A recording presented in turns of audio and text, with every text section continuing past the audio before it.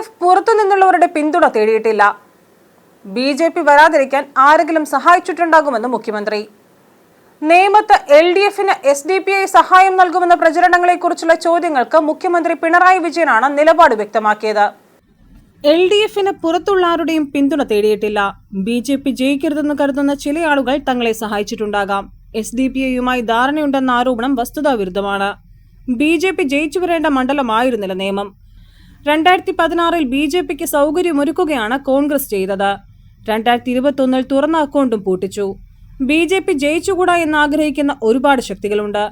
BJPയെ ഞങ്ങൾ ശക്തമായി എതിർക്കുമെന്ന് കണ്ടപ്പോൾ ഞങ്ങളോട് യോജിപ്പോ സഹകരണമോ ഇല്ലാത്ത ചിലർ BJPയെ പരാജയപ്പെടുത്താൻ ഞങ്ങൾക്ക് വോട്ട് ചെയ്തിട്ടുണ്ടാകും. അതേതെങ്കിലും സഹായത്തിന്റെയോ ധാരണയുടെയോ ഭാഗമല്ലെന്നും മുഖ്യമന്ത്രി പറഞ്ഞു. വിട്ടുവീഴ്ചയില്ലാതെ വർഗീയതയെ എതിർക്കുന്ന നിലപാടാണ് CPMനും LDFനുമുള്ളത് അദ്ദേഹം കൂട്ടിച്ചേർത്തു. News bureau, Thiruvananthapuram.